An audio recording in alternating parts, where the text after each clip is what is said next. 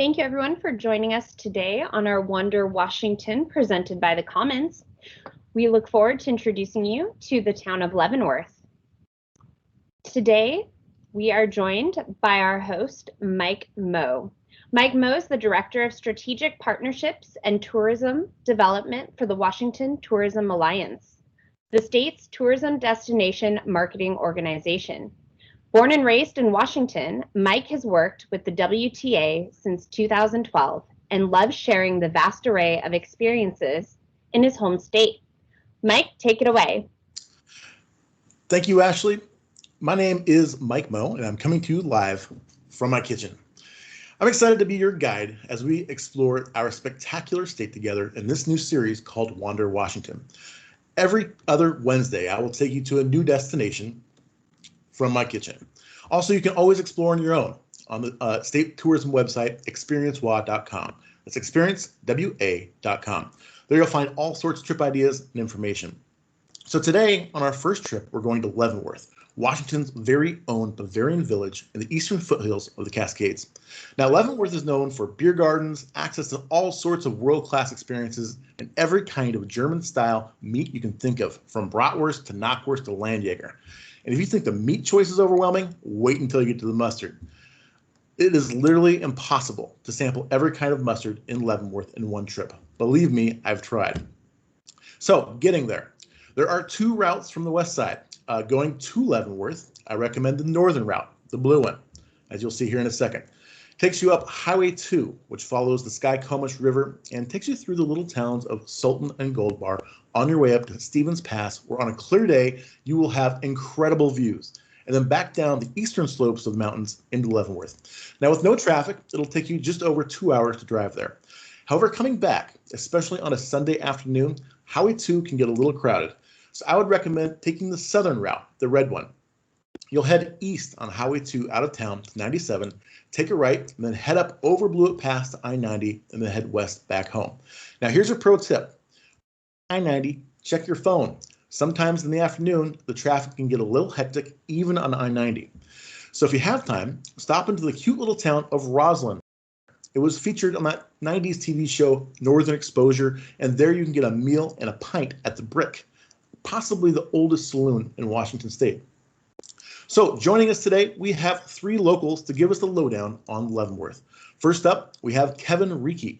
He's a second generation owner of Hat Shop Woodshop. Kevin, welcome to Wander Washington. Thank you so much for being with us. Hey, thanks, Mike. Glad to see you.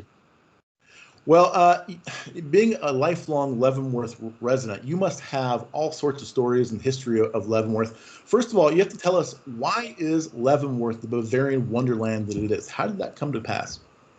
Okay, and fun. I love sharing our story. In fact, they wrote a book about it. It's called Miracle Town, and I'll give you the Cliff Note version as fast as I can here.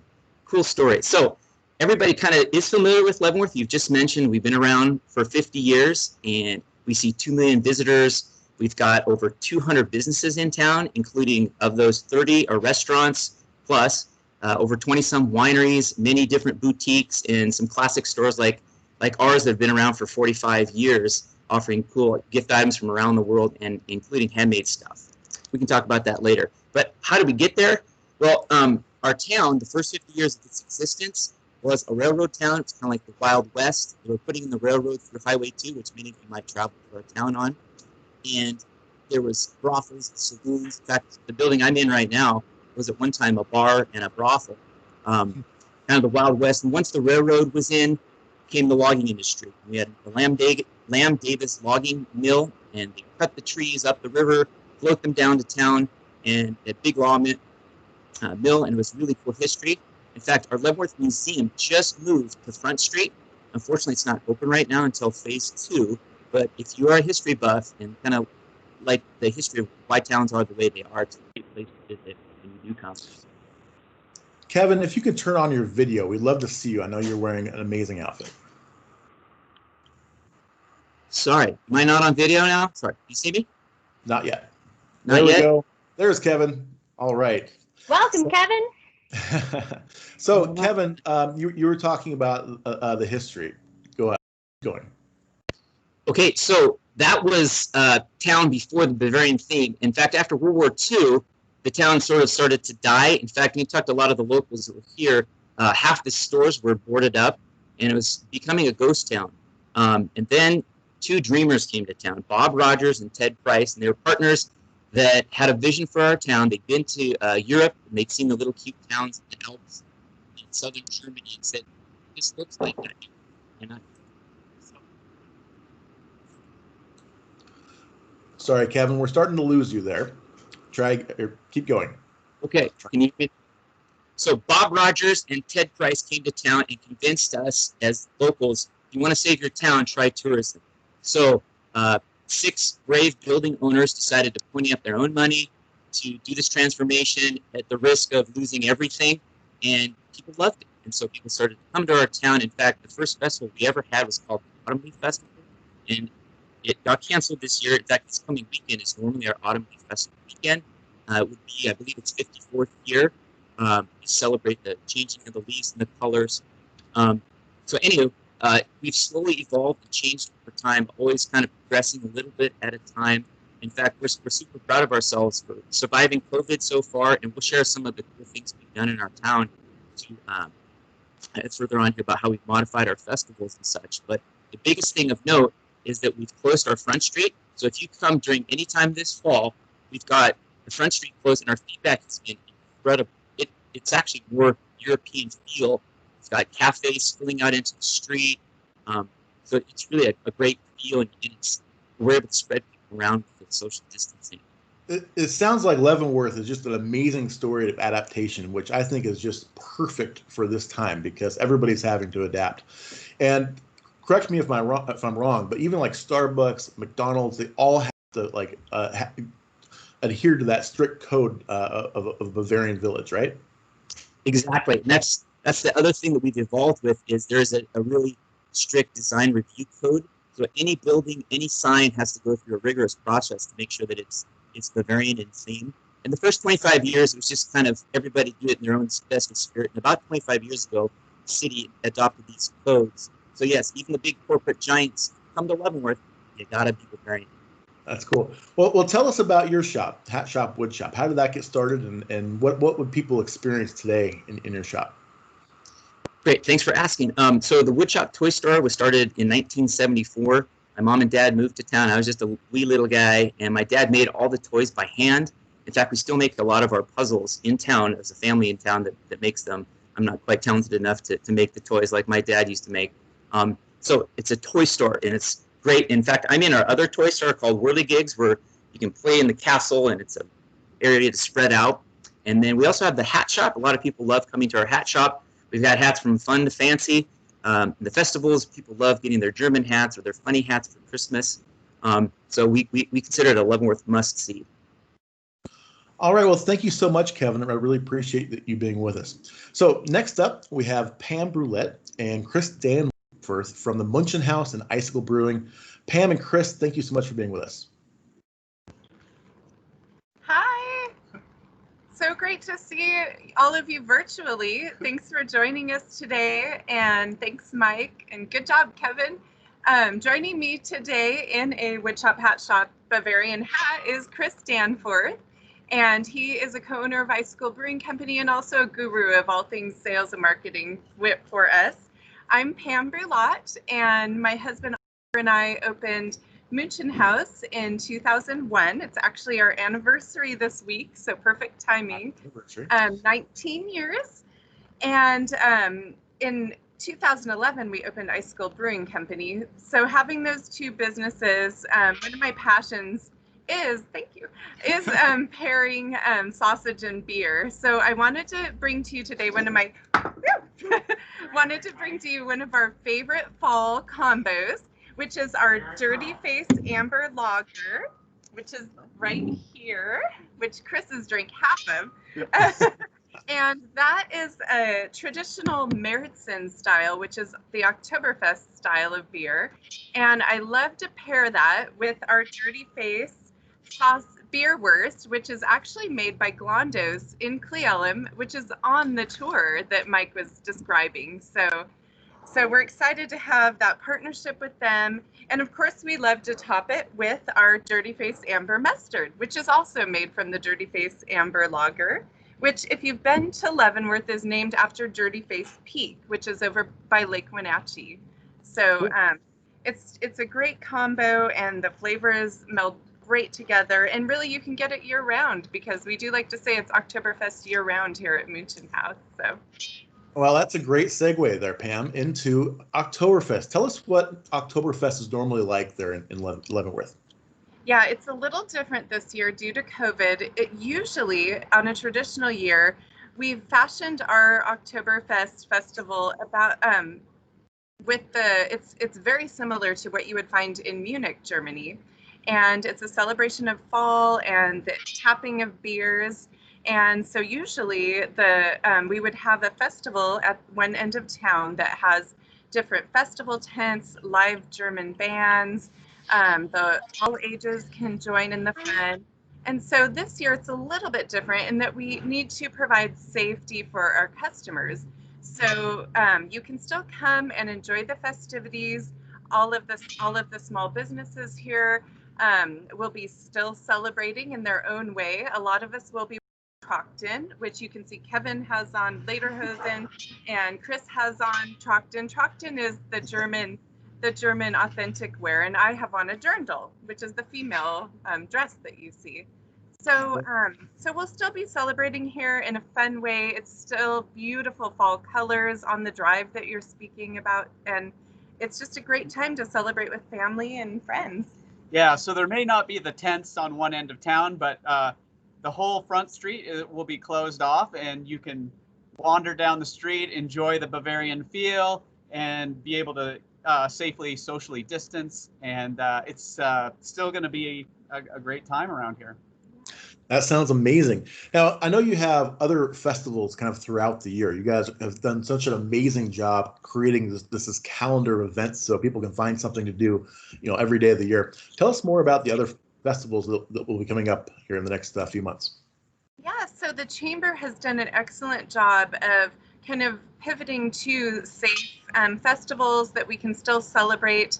Instead of the actual Christmas lighting festivals that we would traditionally have every weekend, we will actually have a festival of lights, so people can come and visit at any time. We will have automatic timers to turn on the lights, so you can still get that experience in a safe way.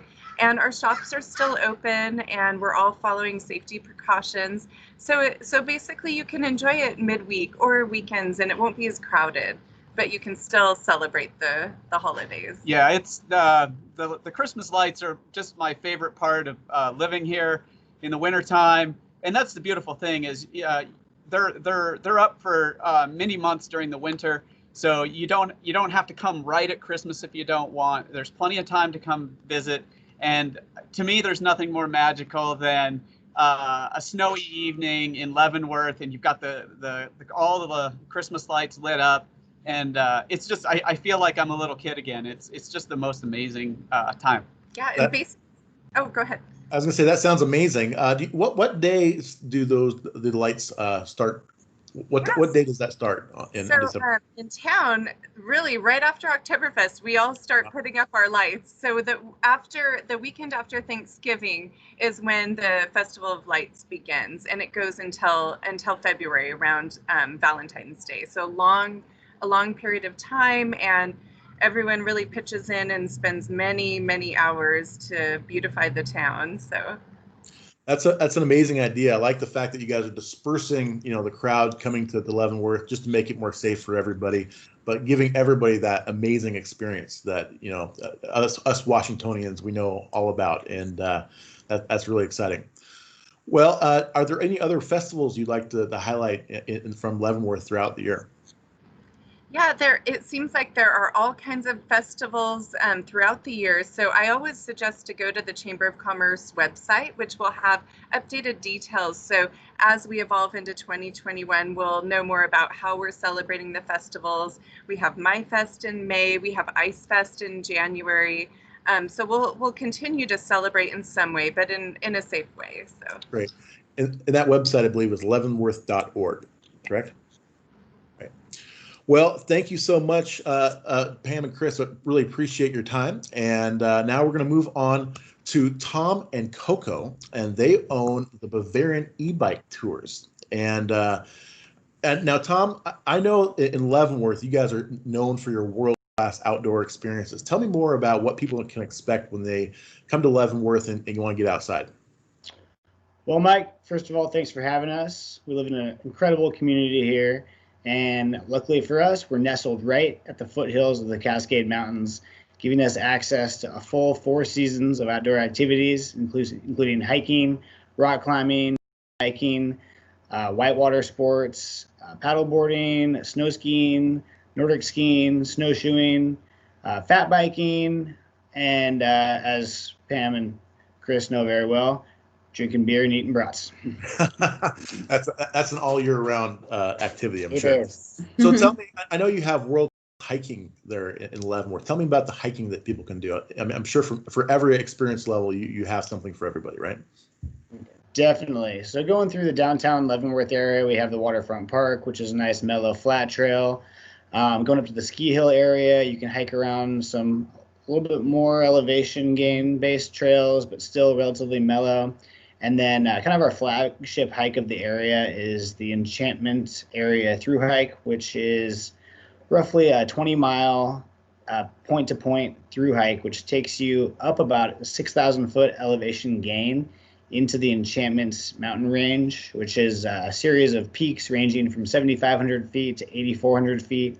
And they're complemented by several alpine lakes that are beautiful colors and several glaciers, and it's just an area that is unlike any part of the world I've ever seen.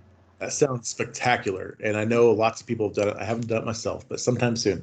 Now, Coco, come on, Mike, gotta get you in there. What can people expect in the fall when they come there, and the colors, and what will they see? Well, one of the beauties of living in Leavenworth, and I've been here approximately 6 years, is the change of seasons that we are lucky to incur here. It is absolutely spectacular. Of course, we go from springtime where the orchards are all in blossom. Then we go to the summer, which is nice and hot. You can go on the river tubing. And then we come into the beautiful fall. And the fall here is probably one of the most spectacular places I've ever seen. I have lived on the East Coast and seen that, but this here is just absolutely amazing. The colors are gorgeous. And one of the beauties of going on our tour, we have a mountain tour. We are able to see all the different colors that come around in this area and enjoy the beautiful mountain views as we take the tour. Now, in the fall there, I think the cool thing is the coniferous trees that turn yellow, right? Correct. It's not just the deciduous trees that are orange and red. You see spectacular yellow coniferous trees. We do. Those are 2 large words that you just used, and I'm pretty well sure I know what they mean, but you are 100% correct. It is absolutely amazing when you do see the pine tree with its dark color against these yellow, orange, red intertwined in the mountains. It absolutely takes your breath away. That sounds awesome. Now, tell me more about. Now, when I think of e-bike tour, I usually think of kind of skittering through the city.